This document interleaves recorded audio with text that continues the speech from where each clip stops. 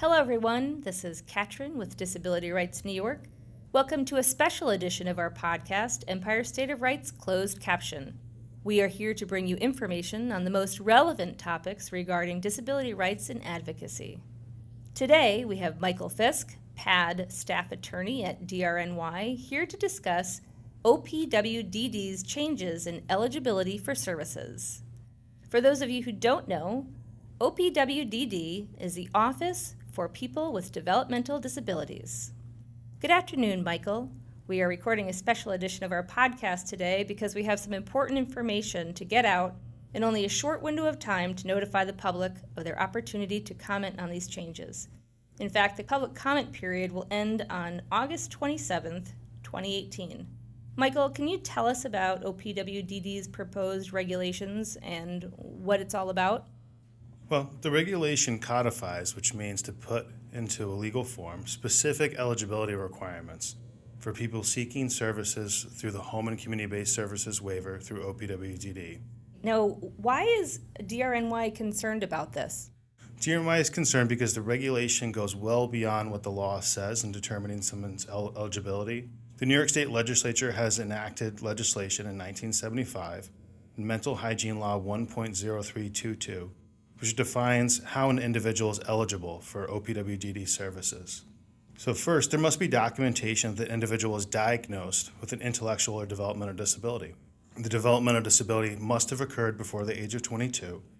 It must continue or expect to continue indefinitely, and it has to constitute a substantial handicap to someone's ability to function in society. The law further defines what kind of developmental disabilities could qualify somebody for services. So it enumerates certain conditions, including intellectual disability, cerebral palsy, epilepsy, neurological impairment, familial dysautonomia, and Prader-Willi syndrome, and autism. In addition, the law states, because the legislature had intended a broad and inclusive definition of developmental disability, so that people who might not easily fit into one of these enumerated conditions could also qualify for services. So the legislature said that any individual who has adaptive deficits or needs services like somebody with an intellectual disability can qualify for OPWDD services as long as they meet the other three criteria. So what OPWDD has done in enacting this regulation is they've formalized certain processes that they've been using for over a decade now to determine someone's eligibility. And their definition of developmental disability is much more restrictive and excludes people who would qualify under any other condition like somebody with an intellectual disability because they need help and assistance. Okay, so the impact of these changes, they're really changing the determinations for eligibility for the general public. Would that be correct? That would be correct. So it's going to have it's a much more restrictive definition. It's going to have an impact specifically on three different kind of people. So first, it'd be people who are duly diagnosed. So in these guidelines that OPWDD is formalizing in the regulation, they say that individuals who have a developmental and intellectual disability and a serious mental illness, you'd first have to look at the serious mental illness to determine if that is causing somebody to have substantial handicaps before looking at the developmental or intellectual disability. Now, it's very subjective in how you would do this, and it's difficult to parse out, how one disability impacts versus the developmental disability. Oftentimes what we found is that it's much more challenging for somebody who's duly diagnosed to become eligible. And in fact, many people with intellectual and or developmental disabilities are duly diagnosed. The second group of people that this regulation would have an impact and make it much more challenging for them to receive services is people who are over the age of 22. And what the guideline says is that significant limitations in somebody's adaptive deficits, their handicap, they need to be shown on an assessment, some sort of psychological assessment that was conducted prior to the age of 22. Now, New York State law doesn't say that, it just says that the developmental disability had to have occurred before 22.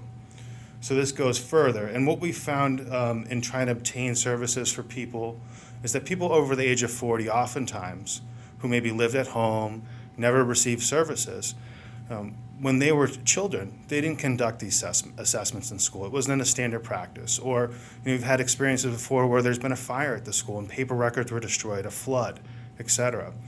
So oftentimes people who are older, who perhaps lived at home with mom and dad, their parents go into a nursing facility or die, and now they need help, they're not able to produce these kind of documents, and they therefore can't get eligibility.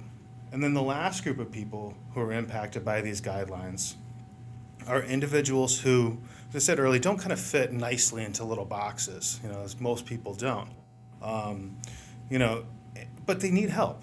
And so, as the legislature intended, they might not have one of these enumerated conditions. And in fact, there's lots of developmental disabilities that are not enumerated in the statute. And that's why, the legislature thought you need to have a definition that kind of encompasses everybody who, might not fit nicely into these 7 enumerated conditions, but need services and support. And what OPWDD has done with their guidelines is that they've said that any other condition needing treatment and services now only applies to people with central nervous disorders. So that could be something like Lou Gehrig's, muscular dystrophy, some other conditions. So it weeds out a lot of people. Wow, so that seems like a really big change. It's a huge change. And it's a huge change, and it directly changes the definition of a developmental disability as intended by the legislature. And in doing so, OPWDD has exceeded their authority because they're contradicting the plain language of what the New York State Legislature and our elected officials have said is the definition. So the proposed regulations, as you've just outlined, are there any other changes that you want to address in this podcast, or let the public know about any other changes that this will impact? Well, the regulation itself also formalizes a number of other processes that OPWDD has been using to determine someone's eligibility. So, for example, OPWDD has had a practice of children who, they're young, they're 3 years old, 3 to 8, not quite sure, if they have developmental disability, if they don't, but they need some help and services. So OPWDD has provided provisional eligibility, which means from the age of birth to 8, you could get assistance, and then you'd have to reapply after the age of 8. So that formalizes that. It also says that OPWDD at any point can re-review somebody's eligibility. So eligibility, a lot of people think it's permanent. Once you get it, you have it for life. But in fact, that is not the case. And the courts have upheld this. And so at any point, if OPWDD thinks something has changed, you don't have an intellectual or developmental disability, they can re-review and take your services from you. It says that, in addition, that if anybody is determined to be ineligible, they can reapply. But they can only reapply if they get a new assessment that has different or new information regarding their eligibility. And finally, the regulation states that if you're eligible for OPWDD services, it doesn't automatically mean that you're eligible for specific OPWDD services, that some services have additional criteria.